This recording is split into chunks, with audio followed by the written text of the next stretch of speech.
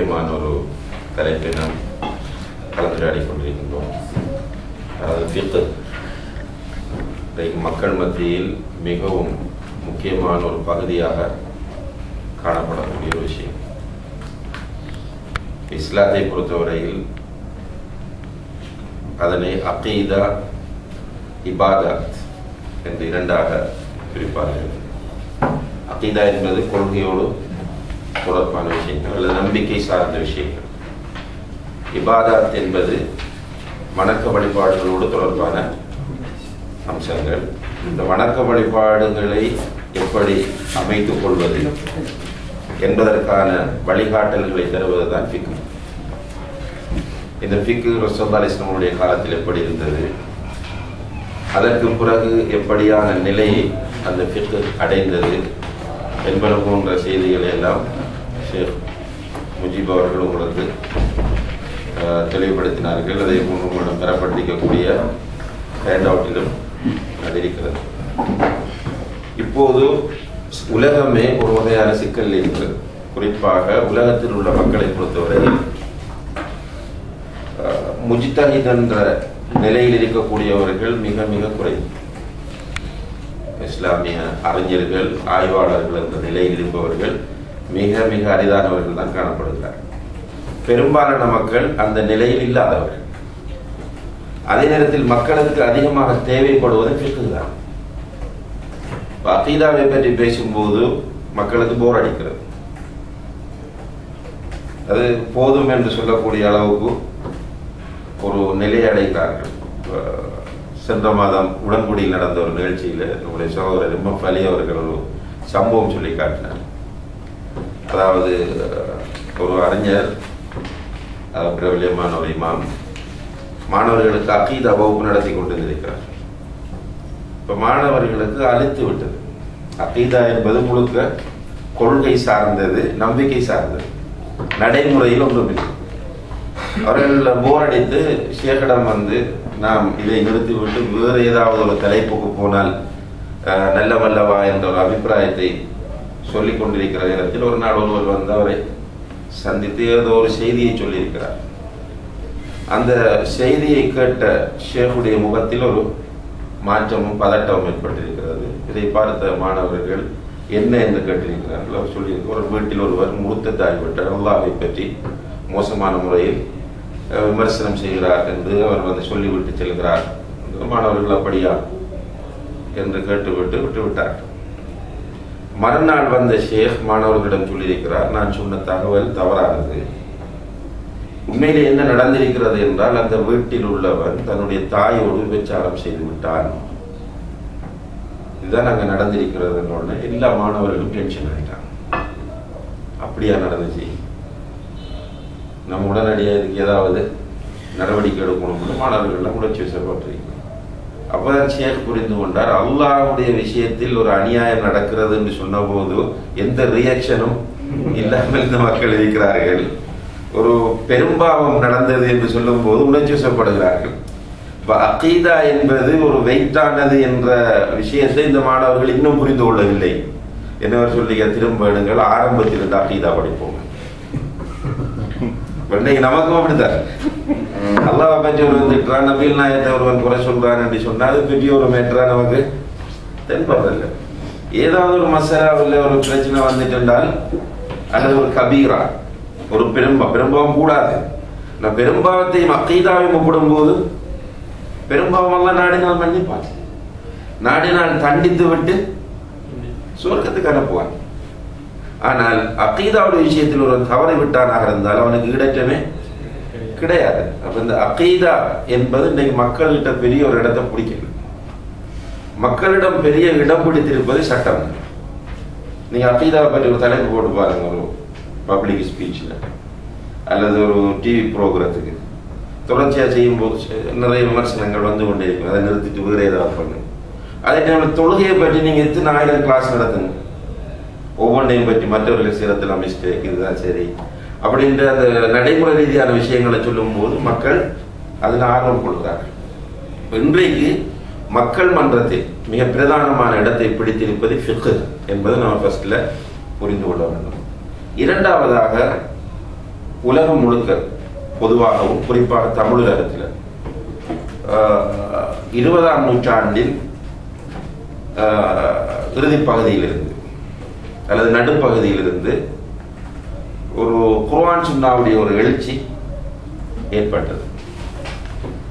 மிக வேகமாக ஏற்பட்ட அந்த எழுச்சியின் விளைவு இன்றைக்கு குர்ஆன் சுன்னாவை பின்பற்ற வேண்டும் என்ற சிந்தனை உள்ள மக்களுக்குள்ளே குழப்பம். என்ன குழப்பம் என்றால், எப்படி தக்பீர் கட்டுறது, எப்படி அத்தியாயத்தில் உட்கார்றது, எப்படி பெருநாள் தொழுகை நிறைவேற்றுவது, லோக்கல் பிரேயா இன்டர்நேஷனல் பிரேயா, இப்படி 1000 பிரச்சனை நமக்குள்ளே உண்டாயிருப்போம். எது சரி என்போம். குர்ஆன் சுன்னாதான் பேசிக் என்று ஏற்றுக்கொண்ட இஸ்லாத்தின் அடிப்படை மூலாதாரங்கள் குர்ஆனும் சுன்னாவும் என்று ஏற்றுக்கொண்ட நமக்குள்ளேயே இதில் எது சரியா இருக்கும், எது தப்பா இருக்கும் என்ற குழப்பம் வந்து ஒவ்வொரு நாளுக்கு ஒவ்வொரு ஆளுக்கு பின்னால போகக்கூடிய ஒரு சிக்கலான நிலையும் நமக்கு இருக்கும். எனவே இந்த மக்களுக்கு இது சம்பந்தமான தெளிவை கொடுக்கணும். இந்த கருத்து வேறுபாடுகள் என்பது புதிய ஒரு விஷயம் அல்ல. இது ரசூல் ஸல்லல்லாஹு அலைஹி வஸல்லம் காலத்தில் இருந்து வரக்கூடிய ஒரு விஷயம். இதனுடைய உண்மை வடிவத்தை கிட்டத்தட்ட ஒரு குழு, வழிகாட்டில் இருக்கக்கூடிய ஒரு குழு தவறான முறையில் இந்த சமூகத்திற்கு காட்டியது. ஷாஃபி என்றும் ஹனஃபி என்றும் அவர்களுடைய கருத்துக்கள் தான் 100% சரி என்றும் தெளிவான ஆதாரங்கள் வந்த விஷயங்களை கூட, உதாரணமாக தக்பீர் கட்டும் போது கையை உயர்த்துவது என்பது முத்தவாத்திரான நிலையில் இருக்கக்கூடிய ஹதீஸ்கள். அதே போல ரசூலுல்லாஹி ஸல்லல்லாஹு அலைஹி வஸல்லம் அவர்களுடைய சஹாபாக்கள், அதாவது தொழுது கொண்டிருக்கும் போது சத்தமிட்டு ஓதக்கூடிய தொழுகைகளில் ஆமீன் சொல்லக்கூடிய ஹதீஸ். சஹாபாக்கள் சத்தமிட்டு ஆமீன் சொல்வார்கள், பள்ளிவாசல்கள் அதிரும் என்று சரியான ஹதீஸ் எழுதி. இருந்தாலும் கூட நாங்கள் சொல்வது மட்டும்தான் சரி என்ற ஒரு இறுக்கமான ஒரு நிலையை அந்த உலமாக்கள் சிலர் மக்கள் மத்தியிலே வைத்த போதுதான் இந்த நிலையிலிருந்து மக்களை விடுவிப்பதற்காக புறப்பட்ட சில சகோதரர்கள் இன்னும் ஒரு பிழையான வழியை மக்களுக்கு காட்டி கொடுத்து விட்டார். அந்த பிழையான வழி என்ன? யாரோ தவறு விட்டதற்காக வேண்டி இந்த காலத்தில் உள்ளவர்கள் சிலர், அல்லது உங்களுக்கு தரப்பட்ட அந்த ஏற்கனவே தரப்பட்ட குறிப்பில் ஃபிக்ஹினுடைய வளர்ச்சி காலம், எப்படி ஃபிக்ஹ் கலை தோற்றம் பெற்று வந்தது என்பதில் ஹிஜ்ரி 4ஆம் நூற்றாண்டின் மத்திய காலத்தில் இருந்து 7ஆம் நூற்றாண்டு வரைக்கும் ஃபிக்ஹினுடைய ஒரு தேக்க காலம். தேக்க காலம் என்று சொன்னால் வெறுமனே முன்னால் உள்ள இமாம்களை மாத்திரம் தக்லீத் பண்ணக்கூடிய ஒரு நிலை உருவாகி, இமாம்கள் சொல்றது மட்டும்தான் சட்டம். எந்த அளவுக்கு உலமாக்கள் தோன்றினார்கள், அவர்கள் கூட விரிவாக சிந்திக்க மாட்டார்கள். முன்னால் உள்ள இமாம் அபு ஹனீஃபா, மாலிக், ஷாஃபிஈ, அஹ்மத் போன்ற இமாம்களுடைய ஏதாவது ஒரு புத்தகம் கிடைத்தால் அந்த கிதாபுக்கு ஹாஷியா எழுதுவார்கள். ஹாஷியா என்றால் ஓரக்குறிப்பு அல்லது ஹவாமிஷ் அடிக்குறிப்பு. இது மட்டும்தான் பண்ணுவாங்க. அவருடைய கருத்தை விமர்சனம் செய்யவே மாட்டார்கள். இப்படியான ஒரு நிலை தோற்றம் பெற்றது. இந்த காலத்தில் தான் தக்லீதும் தஅஸ்ஸுபும் மிக கடுமையாக உருவெடுத்தது. அந்த பின்னணியில் சில புத்தகங்கள் உருவாக்கப்பட்டன. உதாரணமாக ரத்துல் முஹ்தார், ஹனஃபி மதுஹப் இருக்கக்கூடிய புத்தகம், ஷாஃபி மதுஹபில் யானத்து தாலிபின் மிக பிற்பட்ட காலத்தில், இப்படியான சில புத்தகங்கள் ஒரு குர்ஆன் சுன்னாவுக்கு பொருத்தம் இல்லாத, சில நேரம் குர்ஆன் சுன்னாவுடைய அடிப்படைகளை தாக்கக்கூடிய சட்டங்களை சொல்லிச்சு. அதை வைத்துக் கொண்டு நம்மிடத்தில் என்ன பதிவு செய்யப்பட்டிருக்கிறது என்றால், கண்ணியத்திற்குரிய இமாம்கள் எல்லோரும் மோசமானவர்கள் என்பதை போன்ற ஒரு கருத்து பதிவு செய்யப்பட்டிருக்கு. ஓரளவு படித்த மக்கள் அந்த உண்மையை, அவர்களுடைய கண்ணியத்தை புரிந்து வைத்திருக்கிறார்கள். பெரும்பாலான பாமர மக்களிடம் நீங்கள் போய் பார்த்தால் இமாம்களை பொறுத்தவரையில் மிக கிழக்கிறே போன்று சாதாரணமான நிலையில் தான் இமாம்களை நோக்குகிறார்கள். இது நாம் செய்த குர்ஆன் சுன்னா, அதாவது அந்த பிடியிலிருந்து மக்களை விடுவிக்க வேண்டும் என்று வந்து செய்தவர்கள் செய்த ஒரு சாதனை. இப்ப இந்த நிலையில் இப்ப குர்ஆன் சுன்னாவை பின்பற்றக்கூடிய மக்களுக்காவது குறைந்தது உண்மைகளை தெளிவுபடுத்த வேண்டிய பொறுப்பு நமக்கு இருக்கிறது. சரியான முறையில் இதை எப்படி நாம் பார்க்க வேண்டும் என்று. அந்த அடிப்படையில் முதலாவதாக கருத்து வேறுபாடு என்பதை பொறுத்தவரையில் உலகத்தில் கருத்து வேறுபாடு என்பது ஆதம் அலைஹிஸ்ஸலாம் அவர்களுடைய பிள்ளைகளிலிருந்து ஆரம்பிக்கிறது. ஹாபில் காபில். ரெண்டு பேரும் கருத்து வேறுபாடு பட்டதை அல்லாஹ் தஆலா குர்ஆனிலே சொல்லி காட்டுறார். ஒருவர் லைம் பசத்தை எதைக்க இலைய லிதக்துலனி மா அன பிபாசித்தின் எதிய இலைக்க லிஅக்துல. ரெண்டு பேரும் கருத்து வேறுபாடு பட்டு ஒருவர் சொல்றார், நீ என்னை கொல்ல வந்தாலும் நான் உன்னை கொல்ல மாட்டேன். அங்கிருந்து ஆரம்பிக்கு ஒரு பெண்ணுடைய விஷயத்தில் தோன்றிய கருத்து வேறுபாடு என்று இமாம் இப்னு கஸீர் உட்பட பல தஃசீர் ஆசிரியர்கள் குறிப்பிடுகிறார்கள். அதிலிருந்து கடைசி வரைக்கும் கருத்து வேறுபாடு என்பது இருக்கும். கருத்து வேறுபாட்டை பொறுத்தவரையில் நம்முடைய ஷரியத்தில் ரசூலுல்லாஹி ஸல்லல்லாஹு அலைஹி வஸல்லம் ஷரியத்தை பொறுத்தவரையில் கருத்து வேறுபாடுகள்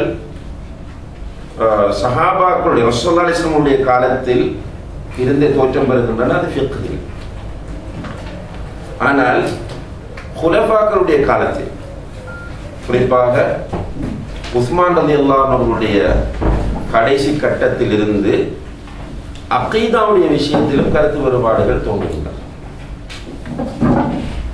அதில் கதரியாக்கள் தோன்றுகிறார்கள். அதே போல அலி ரலியல்லாஹு அன்ஹு அவர்களுக்கும் முஆவியா ரலியல்லாஹு அன்ஹு அவர்களுக்கும் நடைபெற்ற மிக வரலாற்று முக்கியத்துவம் வாய்ந்த ஒரு யுத்தம் தான் சிஃபின் யுத்தம். இந்த சிஃபின் யுத்தத்தில் வைத்து ஷியாக்கள் ஹவாரிஜிகள் தோற்றம் பெற்று அடிப்படையான பல சிக்கல்களை உண்டாக்குகிறார்கள் அலி ரலியல்லாஹு அன்ஹுடைய விஷயத்தில். மறுபக்கம் அல் ஹுக்கும் பிமா அன்ஸலல்லாஹ் பிமா பிகைரி மா அன்ஸலல்லாஹ், அல்லாஹ் இறக்கியதை கொண்டு தீர்ப்பு வழங்குவது, அல்லாஹ் இறக்கியதை கொண்டு தீர்ப்பு வழங்காமல் விடுவது என்ற ஒரு அடிப்படையான பிரச்சனையை ஹவாரிஜிகள் தோற்றுவிக்கிறார்கள். பெரும்பாவம் செய்தவர்களுடைய நிலை என்ன என்ற ஒரு அடிப்படையான பிரச்சனையை தோற்றுவிக்கிறார்கள். இப்படியான கருத்து வேறுபாடுகள் அலி ரலியல்லாஹு அன்ஹுடைய காலத்திலிருந்து அதிகமாக வந்தது. அகீதாவுடைய விஷயத்தில் கருத்து வேறுபாடு படுவது மார்க்கத்தில் தடை செய்யப்பட்டிருக்கிறது. இது அடிப்படையான ஒரு விஷயம். அகீதாவுடைய விஷயத்தில் கருத்து வேறுபாடு வரக்கூடாது. இதற்கு ஆதாரமாக அல்லாஹ் தஆலா சூரத்துல் அன்ஆம் 6வது அத்தியாயம் 159வது வசனத்திலும் சூரத்துர் ரூம் 30வது அத்தியாயம் 32வது வசனத்திலும் இப்படி சொல்றார், இன்னல்லதீன ஃபர்ரகு தீனஹும் வகானு ஷியஅன் மின்ஹும் வகானு ஷியஅன் லஸ்த மின்ஹும். மார்க்கத்தை பிரித்து கருத்து வேறுபாடுபட்டு மார்க்கத்தை பிரித்தவர்கள் இருக்கிறார்களே, அவர்களோடு நீ இல்லை, அவர்களோடு நீ இருக்கக்கூடாது என்று அல்லாஹ் தஆலா ஸல்லல்லாஹு அலைஹி வஸல்லம் சொல்றார். அதே போல சூரத் ரூம்ல சொல்றான், வலா தகூனு மினல் முஷ்ரிகீன் மினல்லதீன ஃபர்ரகு தீனஹும். முஷ்ரிக்குகளில் நீங்கள் இருந்து விடாதீர்கள், அவர்கள் தங்களுடைய மார்க்கத்தை பிரித்தவர்கள், அடிப்படையை பிரித்து விட்டார்கள். அதே போல சூரத்துல் பக்கரா 253வது வசனத்தில் வலாக்கின் இஹ்தலஃபு என்றாலும் அவர்கள் கருத்து வேறுபாடு பட்டார்கள். ஃபமின்ஹும் மன் ஆமன வ மின்ஹும் மன் கஃபர். கருத்து வேறுபாடு பட்டார்கள். அவர்களில் ஒரு கூட்டம் மூமின்கள் என்கிற நிலையில் இருக்கிறார்கள், இன்னும் ஒரு கூட்டம் காஃபிர்கள் என்கிற நிலையில் இருக்கிறார்கள். இந்த கருத்து வேறுபாடு அகீதாவில் ஏற்படக்கூடிய கருத்து வேறுபாடு. அகீதாவில் எந்த காரணம் கொண்டும் கருத்து வேறுபாடு அனுமதிக்கப்படவில்லை. ரசூலுல்லாஹி ஸல்லல்லாஹு அலைஹி வஸல்லம் காலத்திலும் இந்த கருத்து வேறுபாடு இருக்கவில்லை என்று அல்லாஹ் தடை செய்து விட்டார். சஹாபாக்களுடைய காலத்திலும் அந்த கருத்து வேறுபாடு அவர்களிடத்தில் வரவில்லை. அதற்கு பிறகும் அஹ்லு சுன்னா வல் ஜமாஅத்தில் உள்ள யாருமே அகீதாவுடைய விஷயத்தில் கருத்து வேறுபாடு படவில்லை. இது அகீதாவுடைய விஷயத்தில் என்பது உசூலுல் அகீதா, அகீதாவின் அடிப்படைகள். அதுவும் மிக முக்கியமான ஒரு பாயிண்ட். அகீதாவின் அடிப்படைகளில் எந்த கருத்து வேறுபாடும் கிடையாது. ஆனால் அகீதாவில் உள்ள சில மசாயில்களில் சஹாபாக்கள் அல்லது அதற்கு பின்னால் உள்ள அஹ்லு சுன்னா வல் ஜமாஅத்தை சேர்ந்த இமாம்கள் கருத்து வேறுபாடு பட்டார்களா இல்லையா? இது ஒரு மிக அடிப்படையான ஒரு சர்ச்சை அறிஞர்கள் மத்தியில். குறிப்பாக இன்றைக்கு சலஃபிகள் நாங்கள் என்று சொல்லி ஒரு கடுமையான போக்குள்ள ஒரு குரூப் இருக்கு. அதை பிரதானமாக வழிநடத்தக்கூடியவர்கள் ஒருவர் தான் ஷேக் ரபி இப்னு ஹாதி அல் மத்ஹலி.